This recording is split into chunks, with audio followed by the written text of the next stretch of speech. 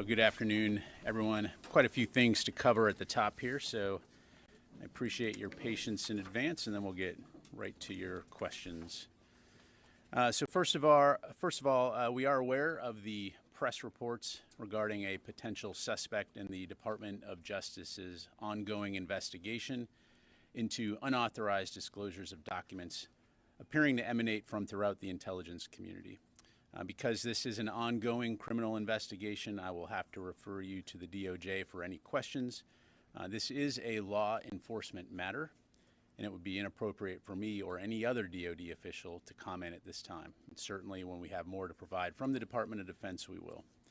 In the meantime, as Secretary Austin has stated, the Department is taking the issue of this unauthorized disclosure very seriously. We continue to work around the clock along with the interagency and the intelligence community to better understand the scope, scale, and impact of these leaks. And just as we're limited in what we can say about the DOJ's ongoing investigation, we'll be also very limited in what we can say about any of the documents themselves. And while we certainly understand the media's interest in asking questions about the contents of these documents, I will highlight that as a matter of long-standing policy, just because classified information may be posted online or elsewhere does not mean it has been declassified by a classification authority. And those of you who have been covering the Pentagon for a long time know that we're just not going to discuss or confirm classified information due to the potential impact on national security, as well as the safety and security of our personnel and those of our allies and our partners. And for that reason, we will continue to encourage those of you who are reporting this story to take these latter factors into account and to consider the potential consequences of posting potentially sensitive documents or information online or elsewhere. Separately, Secretary Austin hosted Latvia's Minister of Defense, Inara Murniece, today at the Pentagon. The leaders discussed the strength of the U.S.-Latvia defense relationship and ongoing efforts to support Ukraine. They also discussed shared security interests in Europe, including NATO's deterrence and defense posture ahead of the July NATO summit in Vilnius. A readout will be available later today. Staying on Europe for a moment, next week, Secretary Austin will travel to Sweden to meet with his counterpart to discuss security-related topics shared by our two nations. From there, he'll travel to Germany, where he and Chairman of the Joint Chiefs of Staff, General Milley, will host an in-person meeting on April 21 of the Ukraine Defense Contact Group at Ramstein Air Base. This will be the 11th meeting of the UDCG since this vital forum was established by Secretary Austin 1 year ago. The Secretary and General Milley will join ministers of defense and senior military officials from nearly 50 nations around the world to discuss the ongoing crisis in Ukraine and to continue our close coordination on providing the Ukrainian people with the means necessary to protect themselves against Russia's unprovoked and illegal aggression. And as we've highlighted before, the contact group has been instrumental in identifying, synchronizing, and ensuring delivery of the military capabilities the Ukrainians need to defend their homeland. And on a semi-related note, at the end of this month, the Arkansas Army National Guard's 39th Infantry Brigade Combat Team will replace the New York Army National Guard's 27th Infantry Brigade Combat Team and assume command of the Joint Multinational Training Group Ukraine at Grafenwehr Training Area in Germany.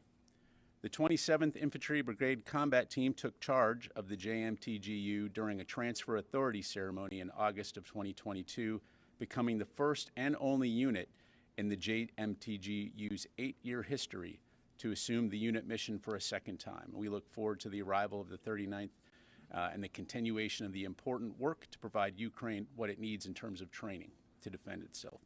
And with that, I'll be happy to go to your questions. We'll go ahead and start with AP Tarakap. Thank you, General Ryder. So can you confirm that Airman First Class Jack Teixeira, a member of the Massachusetts Air National Guard, is a person of interest in this leaked documents case? And I have several other questions. Sure. So first of all, as I mentioned, there is an ongoing criminal investigation, and so anything related to that, I'm going to need to refer you to the DOJ or the FBI. Can you speak at all to if anyone in the Department of Defense has reached out to this airman? Do you know where he is? There are reports that law enforcement is closing in on this airman's location. So has anyone been able to reach out to him? Again, Tara, appreciate the question, but again, given that this is an ongoing investigation, I'm not going to be able to talk about the investigation or any potential DOJ actions, so I'd refer you to them. Okay, in the days after the leaks came to light, what steps has DoD taken to reduce the number of people who have access to not only these classified briefings, but the classified material in general? Sure. So we continue to review a variety of factors as it relates to safeguarding classified materials. This includes examining and updating distribution lists, assessing how and where intelligence products are shared, and a variety of other steps. I would say, though, that it is important to understand that we do have stringent guidelines in place for safeguarding classified and sensitive information. This was a deliberate criminal act, a violation of those guidelines. And so, again, I think that's important to understand. Now, we will continue to do everything we can to ensure that people who have a need to know when it comes to this kind of information have access to that. We're always going to learn from every situation. But again, this is something that we'll continue to look at. But you are taking steps to tighten that, I guess, population who might have access to this level of information. That's accurate. Again, we continue to review those distribution lists, update them, make sure there's a need to know. But again, let me just emphasize my point that this was we have rules in place. Each of us signs a non-disclosure agreement. Anybody that has a security clearance. And so all indications are, again, this is a criminal act, a willful violation of those. And again, another reason why we're continuing to investigate and support DOJ's investigation. And just last question, do you have a sense that this is just the act of one individual? And even if so, wouldn't members of his chain of command also be held accountable for this lost information? Again, I don't want to speculate or get ahead of the DOJ's investigation. We need to allow that to run its course, and so I'd refer you to them. Let me go ahead and go to Gordon, and then I'll come back to Jen. Yeah, Pat, there's two questions. One, just to clarify, in DOD's efforts to change the way you do business in terms of protecting classified information, apart from the stuff that you do already, is that DOD-led or is that joint staff-led? Who's kind of directing what on that? And the second question is just hypothetically, I know you like hypotheticals, if somebody was to be charged, what would determine whether the military would charge and indict and carry out the legal process against that person or people or DOJ? Yeah. So on your latter question, you're right. I don't want to get into hypotheticals. I will say that, as always, every case is judged on its own merits, and we need to allow this investigation to run its course. And then, of course, there'll be more to say on that. On your first question, again, it's important to understand that this is not just about DOD. This is about the U.S. government. This is about how we protect and safeguard classified information. And as I highlighted, we do have strict protocols in place. So anytime there is an incident, anytime there's an opportunity to review that and refine it, we're, of course, going to take advantage of that. Within the Department of Defense, as you've heard us say, Secretary Austin has been convening daily meetings with his senior leaders, to include the chairman, to talk about reviewing the scope and the impact of this, and also to look at mitigation measures and what we need to do across the Department of Defense to ensure that we're doing our utmost to reinforce existing policies, procedures, and rules. And if there are any areas where we need to tighten things up, we certainly will. But you've made some changes already. That's correct, as I mentioned in when I say DOD, I mean the Department of Defense, across the entire enterprise. Okay, Jen. General Ryder, you say that there are strict protocols in place, and yet a 21-year-old airman was able to access some of the nation's top secrets. How did this happen, and isn't this a massive security breach? Again, we need to allow the investigation to run its course. We'll, of course, know more when that is completed, so I'd refer you to DOJ on that. What is your message to anyone who might be thinking of leaking these kind of documents in the future? Look, again, we have procedures, we have protocols in place. We receive regular training on the proper handling of classified information. As I mentioned, we sign non-disclosure agreements. So those rules are very clear, and anyone who has a security clearance knows that. Anyone who violates those rules is doing so willfully. Can you put into context the damage that has been done by this leak? Again, right now, we're continuing to assess the scope and the impact, and so that's work that will be ongoing. Tony? How large was the distribution network for these documents, say, prior to last Thursday when the disclosures came out? Are we talking in thousands of people that had access inside the Pentagon and outside the Pentagon, to include Europe and bases around the United States? Yeah, Tony, so I don't have any numbers to provide you. As I'm sure you can appreciate, the Department of Defense and all of our components, it's a global enterprise doing work in all areas of the world. And so certainly we have people who have access to information that they need to do their jobs, but I don't have any numbers for you. Can you say it was widespread, though, versus, outside the Pentagon, though, and to other military installations? Well, again, the Department of Defense, we conduct global operations. So intelligence products, operational information products are shared with DoD leaders and personnel globally throughout the world, whether it's at a component command, whether it's in the services. But again, the important thing to understand about classified information, it's not just I want to have access to it because I have a clearance. It's all based on need to know. Do you have a need to know that information? And that typically will grant you access if you have the appropriate clearances. Thanks. Thank you. Travis? Thanks, Pat. I'm still confused on the access issue.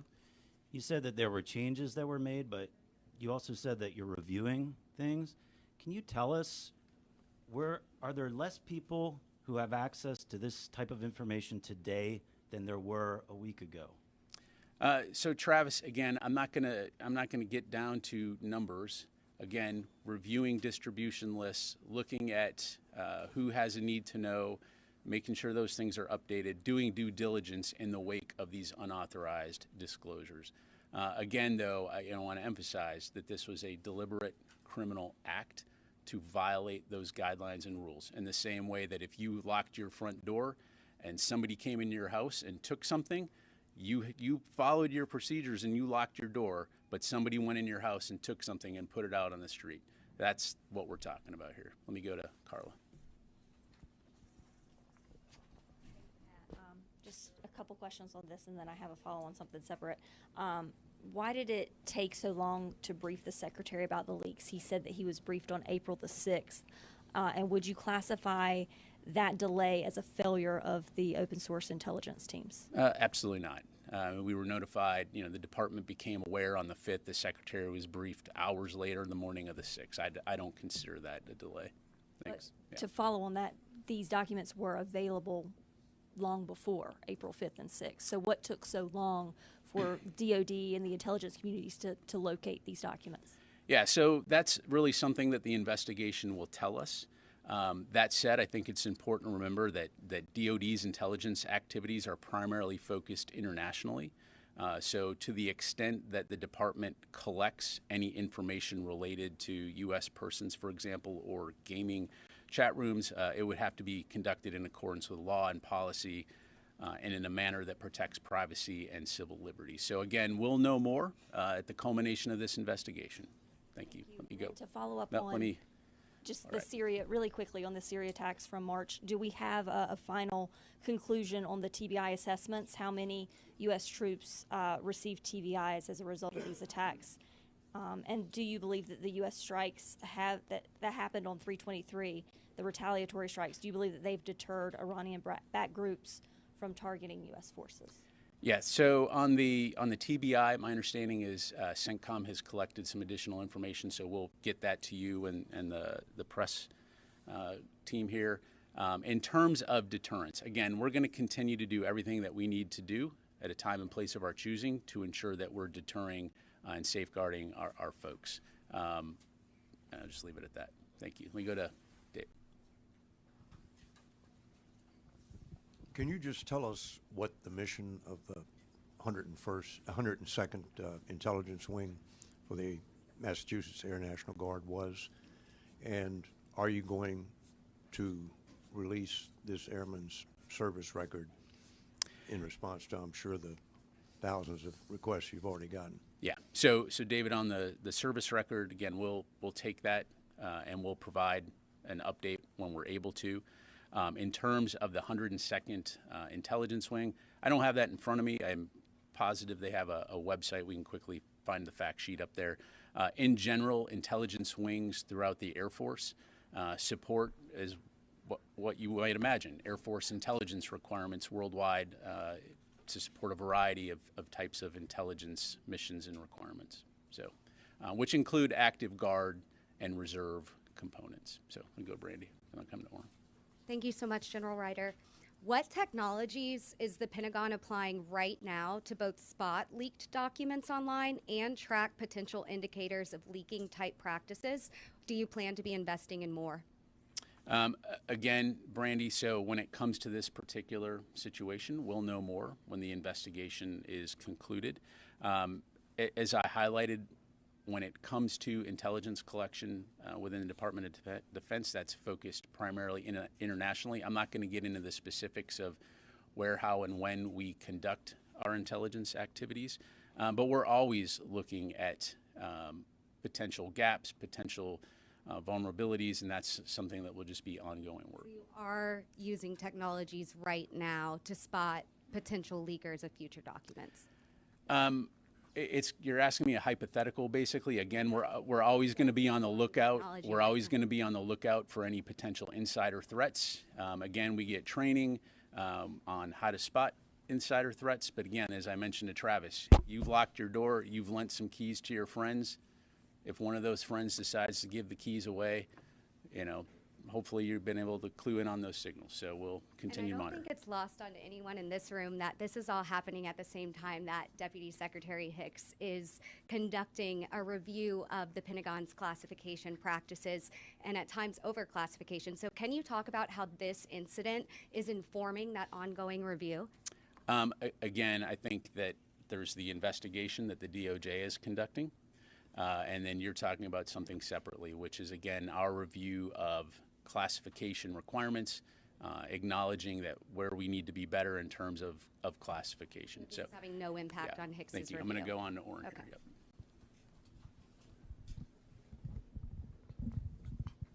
I want to come back to the question of distribution on two different questions. Given the gravity of the situation, are you actively paring down the distribution list now? Is this a process that's moving quickly? Or is it going to take time for there to be meaningful substantive changes to the distribution? And then is DOD or has DOD taken additional measures to restrict the access to classified information of others in the Massachusetts Air National Guard? So, Orrin, broadly speaking, I think I've already answered the question that yes, we are taking and have taken steps to review distribution lists and to ensure that the folks receiving information have a need to know. But again, to belabor the point, we have safeguards in place. We have processes. We have procedures. We'll continue to do due diligence as part of this review to ensure that we're doing everything we can to prevent potential unauthorized disclosures in the future, recognizing that, again, this was a criminal deliberate act. Thank you. And of the Massachusetts Air National Guard. Again, I don't have anything on that. Row.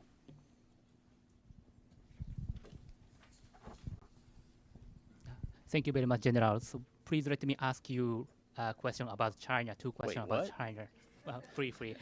Read the room, Ro. Yeah. Come on. Yeah. The China conducted 3-day exercises around Taiwan and still continue the combat training around Taiwan. So do you assess China has overreacted to the meeting between President Tsai and Speaker McCarthy? Yes, thanks, Ro. So we obviously continue to monitor the situation in the Taiwan Strait very closely, as well as the PRC's military exercise. You've heard others say that from a U.S. government perspective, these military exercises undermine peace and stability across the Taiwan Strait, which is critical to global prosperity. They estimate, upwards of a few $1 trillion of global commerce going through that strait regularly. And so, as we've said, there is no reason for Beijing to turn President Tsai's transit, which was consistent with longstanding U.S. policy, into something that it's not, or use it as a pretext to overreact. And so we'll continue to do everything we can to maintain open channels of communication with the PRC. And we will not be deterred, the U.S. will not be deterred from operating safely and responsibly in the seas and the skies in the Western Pacific, consistent with international law. Just one quick follow-up. The Chinese military exercises simulated the blockade of Taiwan. Are you confident that the U.S. military is capable of breaking Chinese blockade around Taiwan? Well, again, I'm not going to get into hypotheticals, and I'm not going to talk about, or speculate on future scenarios. Again, we're going to work closely with our allies and our partners in the region to focus on our primary goal, which is peace, stability, and security in the region. And so that will continue to be our primary focus. Okay, let me go back over to here with Will and then Laura. Thank you. What is the scope of the leak as identified by DoD so far? Are we talking tens, hundreds, thousands of documents? And then second, the U.S. has been reviewing the authenticity of the documents for several days now. What has been found so far on that? Yeah, thanks. So that work is ongoing, Will. I'm not going to be able to provide you with a overall number of documents. We're just going to continue to look at this. As you highlight, some of the initial indications were that some of those documents had been altered. Again, for obvious reasons, I'm not going to go into which ones were or weren't, but that is work that we continue to do. Take a look at. Laura? Thank you. Sort of as a follow-on to Carla and Brandy's questions, can you say whether DoD has anyone looking at chat rooms on Discord, for example, or other social media platforms right now for leaked information? And if not, should DoD have these people? So DOJ is, as I understand it, is working with Discord, or Discord has come out publicly to say they are cooperating with the DOJ.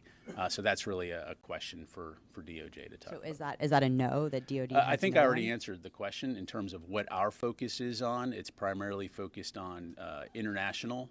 I'm not going to get into the specifics of what intelligence activities we're conducting or not, other than to say when we do conduct those activities, they're in compliance with the law and with policy. Okay, you go to Jim and then I'll come back over here. Thanks, General. Every time something like this happens, there's a huge tendency to clamp down on everything, but that sort of ends up throwing the baby out with the bathwater, if you know what I mean. Is there any sort of idea in the department that the intel does need to be shared, it just needs to go to the correct people? Is there a study going on with that?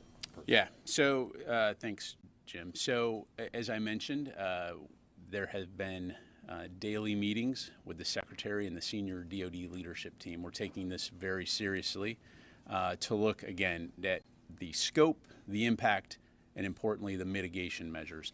I will tell you that these discussions are very focused, very deliberate, and very measured in terms of ensuring that we're doing the right things while not impeding or impacting our ability to do our important missions worldwide.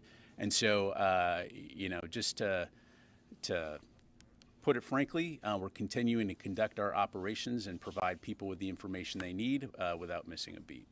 Thanks. All right, let me come over here. I'll go here and then here. Yeah, thanks, Pat. Tell me, would a junior service member like an airman in the Massachusetts Guard or any other junior service member typically have the level of security clearances that would allow them access to such sensitive information like joint staff briefing documents?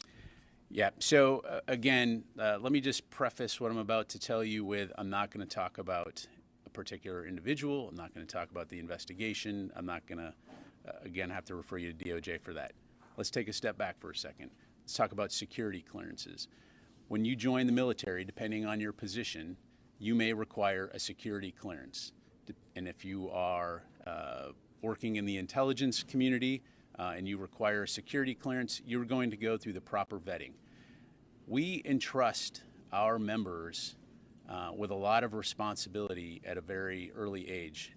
Think about a young combat, platoon sergeant, and the responsibility and trust that we put into those individuals to lead troops into combat. That's just one example across the board. So you receive training, and you will receive an understanding of the rules and requirements that come along with those responsibilities. And you're expected to abide by those rules, regulations, and responsibility. It's called military discipline. And in certain cases, especially when it comes to sensitive information, it also is about the law. So I'll just leave it at that. Qasim. Thank you very much. So, separate topic. Last week, CENTCOM confirmed that 3 U.S. service members were with YPG SDF ringleader Mazlum Abdi when he was apparently targeted in an airstrike in northern Iraq, Suleimania. My question is, what was the mission or engagements that the U.S. service members involved alongside Mazlum Abdi in Suleimania? And also, were these engagements authorized or permitted by the Iraqi central government or not? Yeah, so let me tell you what I've got on this, Qasim. So on April 7, convoy, including U.S. personnel, was fired upon while in transit within the Iraqi Kurdistan region in the area near Suleimania. U.S. forces are in Iraq and Syria, as you know, in support of local partner forces, in support of the Defeat ISIS mission, the enduring defeat of ISIS. And so in this particular incident, we can confirm that there were no casualties, that the strike was not a near miss. It struck more than 100 meters from the convoy, and CENTCOM is currently investigating the incident. So I'd refer you to CENTCOM.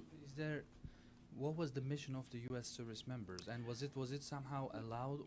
They are conducting in support of the Defeat ISIS mission. By Iraqi government? Was it authorized by Iraqi government? Because Mazlum. Well, we're supporting the Iraqi security forces as part of the Defeat ISIS mission. As you know, we have forces in Iraq. They're not conducting combat operations. They're there advising and assisting the Iraqis. And then we have forces in Syria that are supporting the SDF. So again, there's an intra-theater mission in terms of the Defeat ISIS mission. Border, like Mazlum Abdi is in Syria.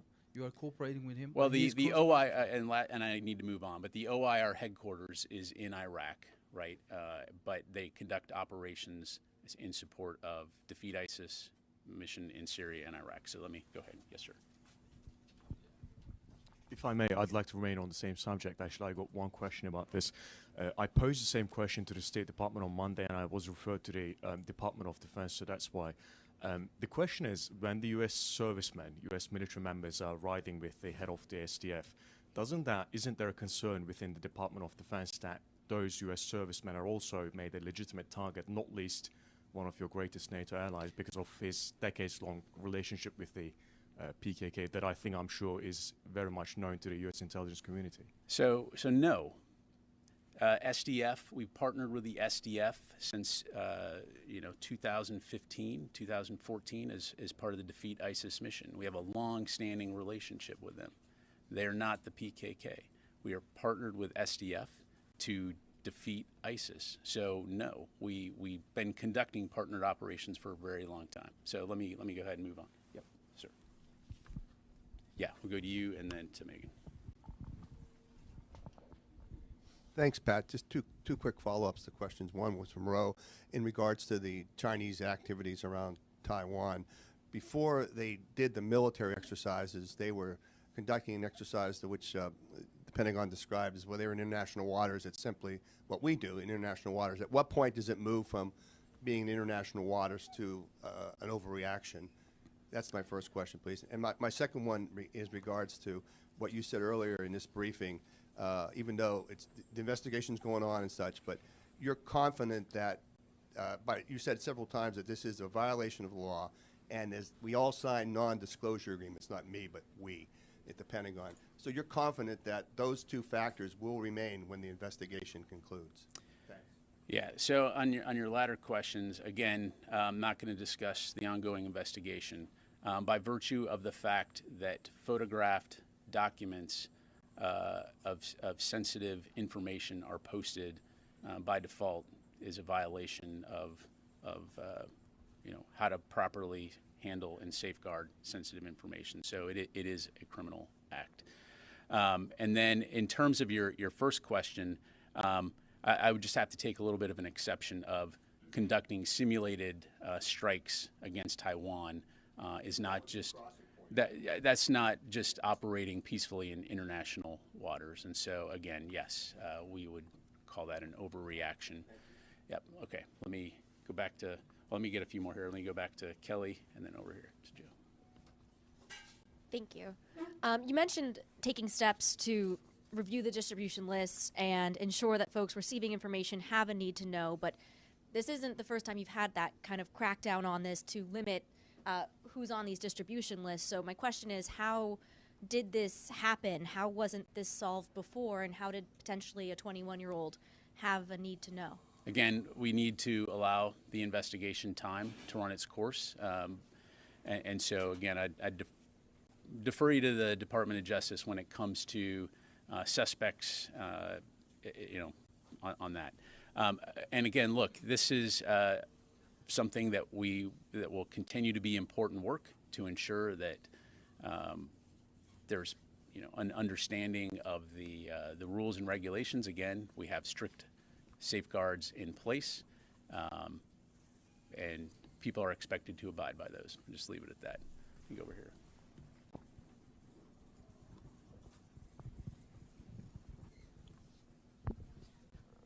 Thanks, General. Quick one on the Syria strike. So just to clarify, there has been no attribution to who was behind that attack with the 3 days? Again, my understanding is it's continued. CENTCOM is investigating, so I'd refer you to them. And, secondly, yesterday, Reuters cited several sources, including intel officials, as saying that they've seen Iranian weapons being moved into Syria following certain sanctions waivers following the earthquake. Has DoD seen any increase or uptick in Iranian weapons heading for Syria? Yeah, thanks. I don't have anything to provide from here other than, again, we, as evidenced by the IRGC aligned groups in Syria, we know that Iran conducts malign activities within Syria. So I got time for 2 more. Megan, and then go to the back there. And then we'll end on Tar. Several media reports have said that the airman in question was working at Fort Bragg at the time that the documents were put online. Was he on Title X orders at the time, or has he been on Title X orders since? Yeah, thanks, Megan. Again, I don't have anything to provide on that front. I have to refer you to DOJ, and when we have more to provide, we certainly will. Follow up. Has the leak prompted any discussion at OSD about either tightening policies or bulking up training for OPSEC or social media? Again, our review is ongoing. I've mentioned some of the steps that we've taken, and we're going to do everything that we need to do due diligence to ensure that we are properly safeguarding classified information.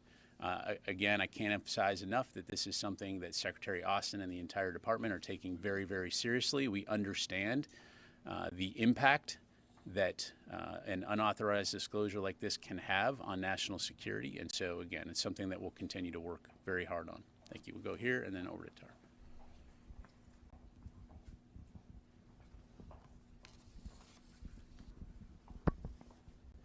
Thank you, General. This morning, the Prime Minister of Poland gave remarks that were very supportive of Ukraine's stated ambition to join both the EU and NATO alliance. From a strictly military perspective, would you see any benefit to Ukraine joining these 2 organizations, and especially for the wider defensive posture there in the area? Yeah, in the thanks. Baltic states? So that's not really something for me to comment on. Obviously, I'd refer you to Ukraine to talk about its perspectives on joining NATO and the EU. Just leave it at that. Tar? The Associated Press has confirmed that federal agents have taken a Massachusetts Air National Guardsman into custody. At this point, could you speak a little bit more about this case? I cannot. I'd, again, refer you to DOJ. It's an ongoing DOJ investigation and activity, so I'd refer you to them. And again, I will say when we do have more to provide, we certainly will. Okay, thank you very much, everybody. Appreciate it.